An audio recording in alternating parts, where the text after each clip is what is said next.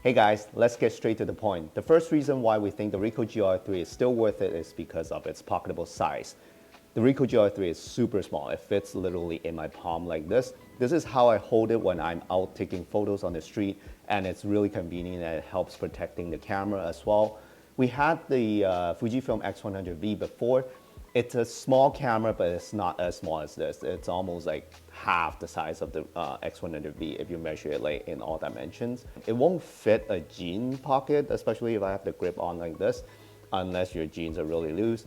But the X100V definitely not gonna fit in your pants pocket, and it might require a bigger jacket pocket to fit the X100V. But this one slips right into my jacket pockets really, really easily. The small camera really helps me to want to take this camera out more and to take more photos. I have had this for only like 2 months or even less, and I have taken over 2,000 photos with this camera alone. That is because I can carry this all the time. I fit it in my fanny pack, and that's how I like carrying my cameras that I use every day. And it's really, really true that the camera that is best for you is the one that you can carry every day. And this is hassle-free. This is really, really important. All my cameras right now are really small and compact. I used to have a full-frame Sony camera. I still have the X Pro 2, that is my work camera for photography. But for videography, I have the ZV-1, the Sony ZV-1 for videos, for everyday videos. And I have the FX30, which is an APS-C camera that is kind of a full frame size, but I still use it for a lot more projects besides a bigger camera like a full frame setup or the BMP-CC 4K because of the easier to carry factor. I don't have to carry a camera bag around to use my gear when I like to, and that really helps me and encourage me to carry the camera around and take more photos. Oh, I forgot to mention that the small size of the Ricoh GR3 is also a great reason, is because it helps your subject to feel much more relaxed in front of the camera, because not a lot of people are models or like they've been taking photos with like photographers. So a big camera, a huge lens will usually make them feel a little bit more nervous. But with the Ricoh GR3, you're almost like taking everyday photos, and it's super fun. And this is the best for taking like behind the scenes, and like during the photo session, you can just snap some photos and it will look much more natural than like holding on to like a huge setup and try to like make the model feel relaxed in front of that. So this is another plus. The second reason why we think the Ricoh GR3 is worth it is because of the super quick startup time. You can literally pick it up, press the button, and I just took a photo. And once you press the on-off button again, it will just go back in like this. So it's super quick.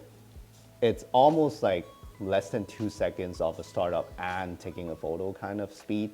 The X100V and also other cameras, let's say other Fujifilm cameras, they are really quick as well, but you still have to turn it on, wait for a second or two, and then you can take a photo. It's not that much slower, but this is super quick, so you won't miss any important moments. The next reason is the ability to save custom settings on the Ricoh GR3. We really, really love it because you can save literally everything, including the settings inside the menu for each user's mode. And I have user 1, 2, 3 set up for my favorite recipes, and I also have 3 other ones that I have backed up in the menu, because you can only set 3 custom modes on the dial, but you have 3 more custom modes that you can save as a backup. You just need to go into the menu and switch them around to the U1, U2, U3 buttons or on the dials. So this is super convenient. This is almost like you are holding different film stocks on one camera that is super convenient and small. Talking about custom settings, being able to save recipes on the camera is really, really important and amazing. I think other camera companies should try to do the same thing with the cameras, like the Sony. I think they have like user mode, but they don't really have film simulation, so they're just saving like settings for your cameras to capture the image, but not like the colors, not the tone curve and everything. So I hope that other companies can follow. And also I want to talk about the black and white mode on the Ricoh GR3. Ricoh GR in general, I should say, because the GR2 that we had before, the black and whites are really good as well. The black and white mode, especially the high contrast black and white mode on the Ricoh GR3, is super cool. I just used it on a super sunny afternoon kind of day with my friends, taking some portraits with the Ricoh GR3, by the way. We're gonna talk about that later. With the high contrast black and white mode, the images straight out of the camera is like amazing. I didn't really have to do anything to the image. That's what I like.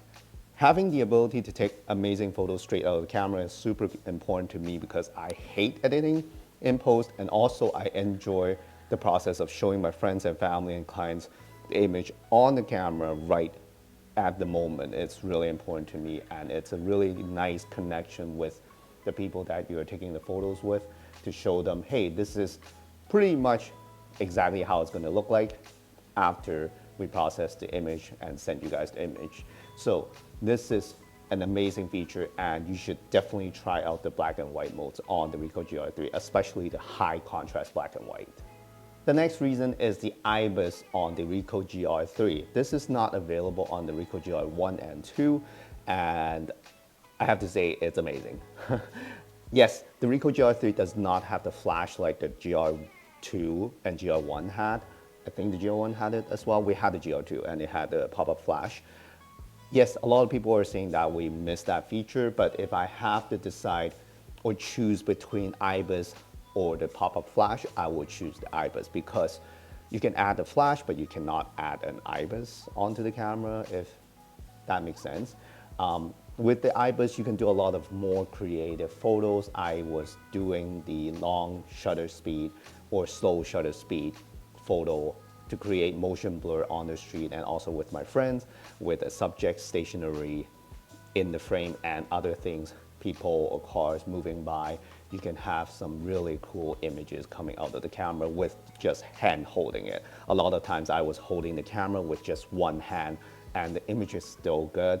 It's still acceptable. Yes, if the subject moves a little bit, it will still create the motion blur on the subject itself. But if the subject is stationary and your hand is steady, I could do it with half a second hand holding with the GR3 and it will still give me amazing images. I'll show you some photo samples, and I really, really enjoy this feature with the IBIS built in on the GR3.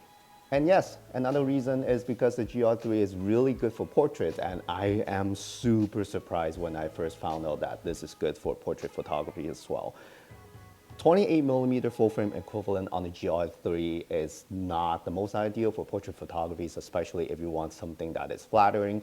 I'm filming at 75mm full frame equivalent right now on the ZV-1, and I know, yes, you can really blur out the background as much as a longer focal length, and also the compression is kind of funky. And if you get the subject too close to the lens, it will warp their face and it will become like a little bit of a fish eye kind of effect, but it's not that bad. The distortion on the 28mm full frame equivalent lens on the GR3 is not too bad. I'll show you some photo samples that I did with my friends, and I think they look amazing. And the 28mm, talking about this, is also another reason why I like the GR3. I did not get a GR3X. That is because 28mm to me is a little bit more interesting. It doesn't look too normal and flat. I'm not saying 35mm or 40mm on the GR3X is not good. They are still good, but they look really normal to me. They look like it's like a flat image. I like a little bit of like a distortion on this camera, so it gives me a new perspective and it looks cooler with the distorted image, if you know what I mean. You should definitely try a wider focal length and see if you like it. 28mm is definitely a lot harder to take photos with because you're including a lot more in your photos, and sometimes you have too much distractions in the photo. Yes, absolutely. But if you can kind of get used to the 28mm or even wider, you should definitely try it, practice with it, and once you have a good control over this focal length, I think you'll be fine taking photos with longer focal length. This is super hard to start with, but I think it is worth trying to practice with something that is harder, and then you will feel much easier with a longer focal length where the background is not as displayed on the picture, and you can isolate the subject much easier. It's almost like a easy mode, if I would say. Like, it's not easier, but then I feel like it's easier for me to use longer focal length to take greater photos after practicing with the 28mm on the GR3. Yes, also you can take selfie with the 28mm f2.8 lens on the Ricoh GR3 because this is a lot wider than 40mm on the GR3X. Yes, the GR3X, you can take great photos with it, but then it's still too tight. In case if you want to take selfie, let's say you want to turn on the camera and smile and take a selfie, and you can definitely do it with the GR3 28mm. You can see that my face is in the frame. I can't really see it on the screen on the ZV-1 because the camera is a little bit further. But you can see that with my arm length, I can fit myself in there. And if I want like more people to fit in there, I can do landscape mode, but then portrait mode is probably a little bit easier like this to take a selfie by pressing the shutter button with my other fingers. And this is how I would take a selfie with the GR3. And with the GR3X, the 40mm is just too tight for that purpose. I'll probably have like my face covering the entire frame, and that's it. And talking about taking photos like with the portrait kind of orientation, this is one tip that I have, or one habit that I developed. I feel like I'm taking a lot more photos in this orientation, the portrait orientation with the GR3, probably because the 28mm is too wide most of the time on the street and there's a lot of distractions. This is one way to kind of isolate the subject a little bit better. And let's be like real. A lot of people are viewing the photos on their smart devices and they're always in like a portrait kind of orientation anyway. So if you can take the photo in portrait mode, you can fill the screen a little bit better. I'm not saying that you should not take landscape photos like this, like orientation, but you can definitely get something nice with the portrait orientation on the GR3. Now let's talk about the lens. This is also another reason why the GR3 is still worth it, is because of the super sharp lens. I don't know what they did, but it is extremely sharp. At this focal length, at this kind of pocketable size, the lens is extremely sharp. You can see all the details in the picture and you don't really have to add sharpening, and I usually turn the sharpening down in the camera. And of course, in raw photos, you might want to add some sharpening in post if you want, but I don't, because to me, this lens is too sharp actually. It's way too sharp to my liking, and that is because as I said before, I don't like that digital look, and I also don't like the subject being cut off the background because of the lens is too sharp, the edges are too clean. So I usually will try to turn down the sharpening or the sharpness in camera and also add in like film grain in post. Yes, digital grain is not everyone's favorite thing to add or to look at, yes, but most of my photos are being viewed by my friends and families, and they don't understand like what's digital grain or non-digital grain.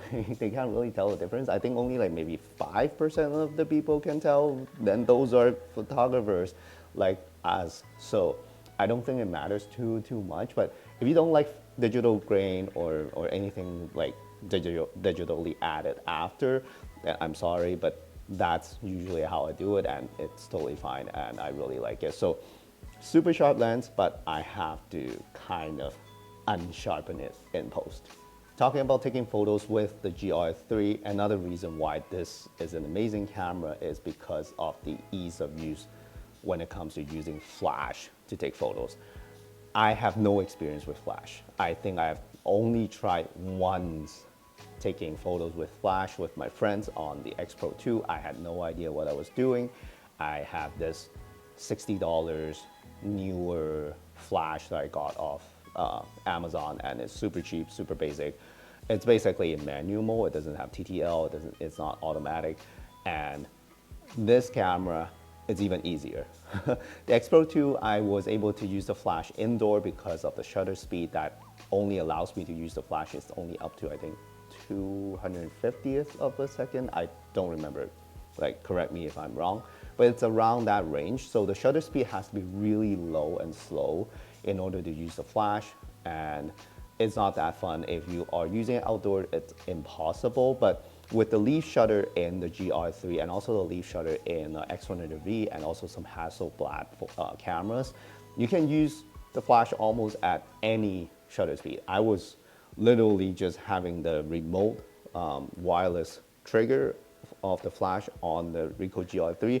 It was like really tiny, and also with the flash off the camera, off the camera and at an angle, taking the photos that I'm going to show you guys with the flash. And it looked great. It's amazing. It's super easy. I didn't have to do anything except like changing the power and the angle of my flash. That's super cool. And I think I'll make another video talking about how to do better or take better photos with flash on the GR3, and I'll show you guys the things that I found. Long story short, it's just in manual mode, you just have to like play around with the flash at different angle, because a slight movement will make the photos come out completely different. One quick suggestion is to get a better flash that has the round head kind of, instead of the square one that I had, the rectangular one, because you will have nicer flash kind of not cut out, but the shadows are not as like sharp edge. It's like round, and you probably have a nicer catch light in the eyes because of the round shape of the flash. So that's one big thing. And also make sure that you get a wireless trigger so you can do wireless flash photography. The Lightpix Lab, something Q22, that flash is amazing because it's tiny and it's wireless, but I heard that the reliability is sometimes the connection might not be the most stable. So the $60 flash that I got from Amazon worked great, and if I can still find it, I don't know if they still sell it because I got it like a long time ago. If they still sell it, I'll put it in the description below for you guys. Yep, flash photography, super easy on the GR3. Oh, I totally forgot to mention about the leaf shutter. Another good thing is it's super quiet, and it doesn't have that super loud and cool shutter sound, if that's something that you enjoy. Unfortunately, it's just like it sounds like this.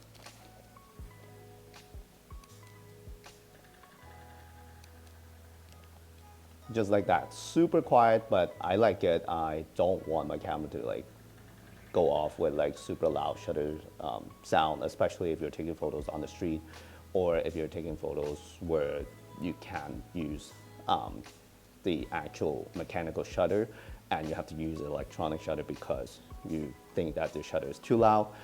Using electronic shutter will create a lot of problems like bending and also like the jello effect and everything, like rolling shutter. So having a quick, quiet leaf shutter is amazing.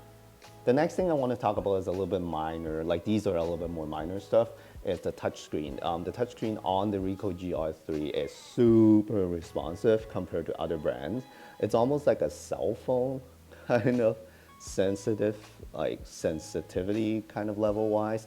But sometimes when I'm viewing photos, it can be finicky. I can't really like scroll through the photos. Like I kind of have to go to the edge of the screen to do it for some reason. Probably because it's now pretty cold in Canada. But I'll get back to you guys if it gets better in summertime. But overall, the touchscreen is really, really sensitive, and I like it. You can pinch and spread your fingers on the screen to view the photo, zoom in and out. Super easy, double tap to zoom, and it's just super responsive compared to, I think the worst one I had was the X100V. Super laggy, I don't know why, but it was super not responsive. I hope it was just my copy, but I didn't like that touchscreen. And on the Sony ones, they're still okay. I think the Blackmagic one is the best, but it's like a cinema camera. But the touchscreen is the best for sure. And one last minor reason why I think the Ricoh GRIII is worth it is because of the build quality. Yes, a lot of people think that this is finicky. Yes, the lens part is really finicky. I don't suggest you to like get anything sharp in front of the lens or anything that it's gonna damage the lens because it's completely exposed when you turn on the camera. Even when you turn it off, the cover thing is not that durable, I think. It's like too super thin plastic. But the camera itself, of course, don't drop it. The camera itself is made of metal. I don't know why a lot of people said this is made of plastic. I don't think it's plastic. It feels like metal. It's light. That's probably why people think it's made of plastic, but it's not. I don't think plastic will have this kind of texture. correct me if I'm wrong, but I really think this is going to be durable as long as you don't drop it. If you drop anything, like even if you drop like a really expensive setup, like a Sony camera, it's still going to break. So if you're talking about like the durability of using the camera, I don't think there's going to be any problem. And a lot of people complain about the wheel at the back. This is probably a little bit more fragile because it does feel a little bit cheaper, but I don't use this dial a lot. I have ISO set to auto anyway, so I don't use this dial to change a lot of settings. I use the touchscreen most of the time.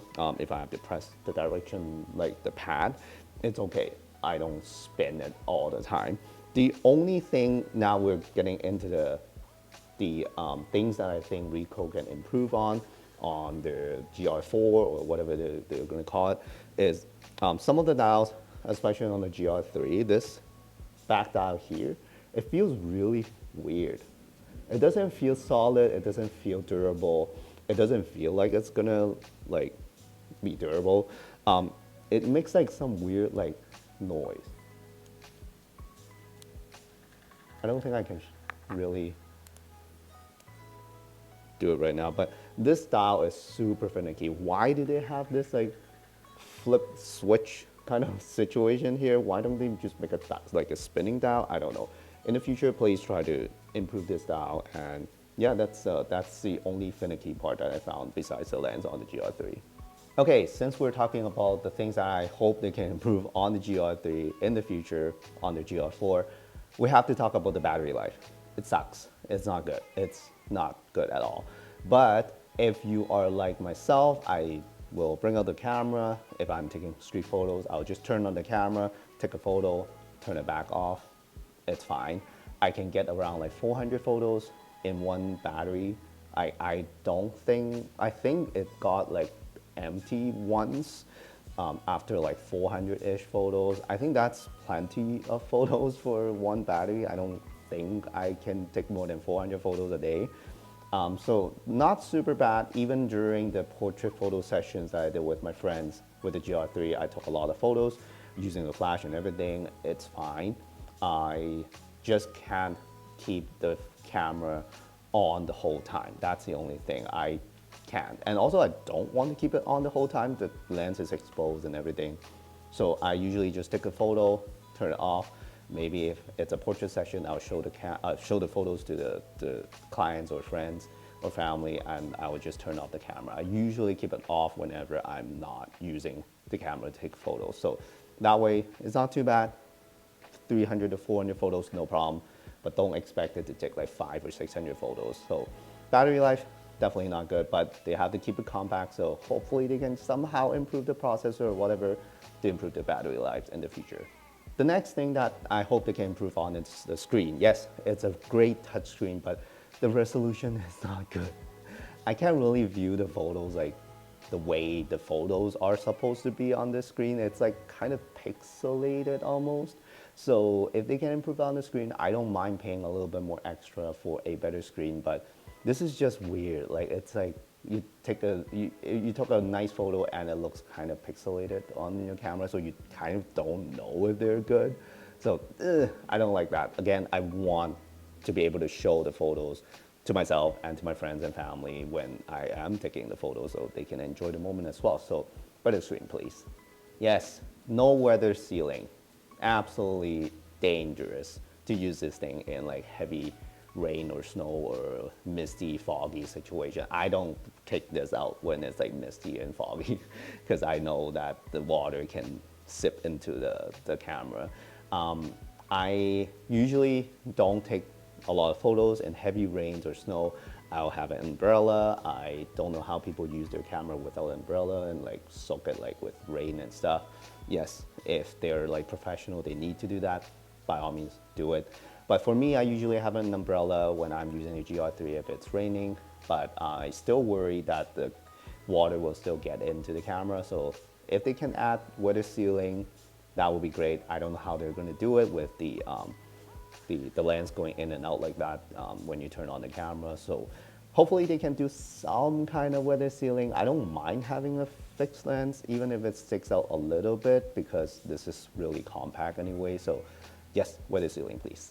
The next thing I wish they can improve on is how the photos still look kind of too digital to me, if that makes sense.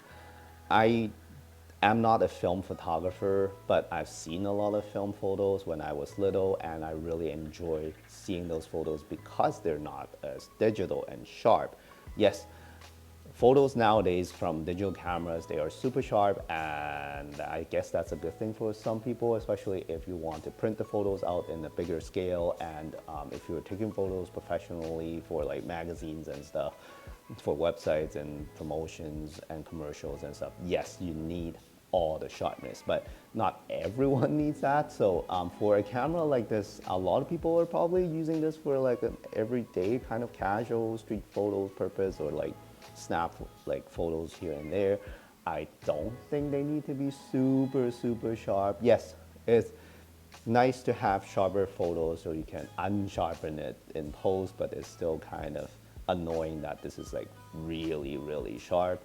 And also, talking about sharpness, I wish they can add film grain in the film simulations of the GR3. They have it in the black and white mode. I don't know why they cannot do it in the color film simulations, probably because like film grain in color film simulation needs a lot more processing because of the color of the grain.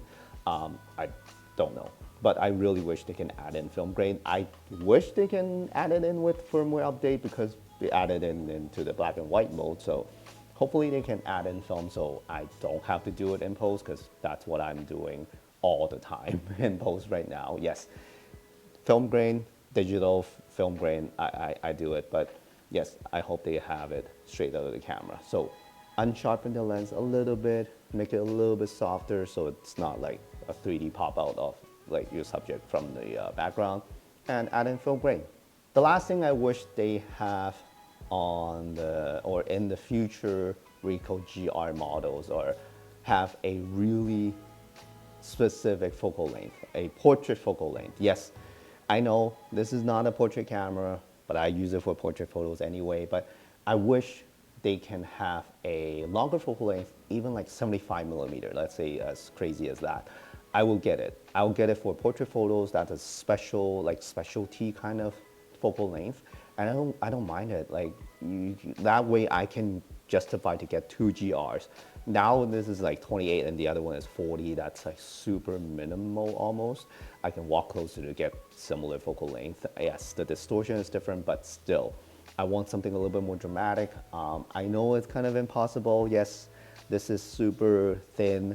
If you have a 75 millimeter lens, I don't even know how they're gonna build it like this. Maybe the camera will be thicker and stuff, but I really hope that they can do something to get a portrait version of this. I don't like adding the add-on on the GR3X where you can have like a longer focal length, because that one will degrade your photos first. I think it goes down to like 16 megapixels. Not that I need that many pixels, but I just don't like the fact that you have to add an add-on, and it's kind of finicky. So if they can have like a natural 75 millimeter lens built into the GR, even if it's a special edition, I'll still get it. So that's my wish. That's it. Those are the reasons why we think the Ricoh GR3 is still worth it. And we are so happy that we got this camera. It brought us so much joy being able to carry this camera all the time and take pictures here and there with my friends, and doing like even professional portrait photos sessions with this camera. It's amazing. I wish that we got this earlier, but still, this is still worth it. And if you guys are interested in our process of editing photos from the GR3, we'll always do this to the JPEGs coming out of the camera.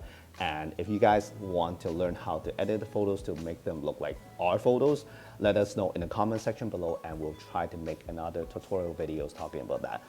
Recently, I've been editing photos on Snapseed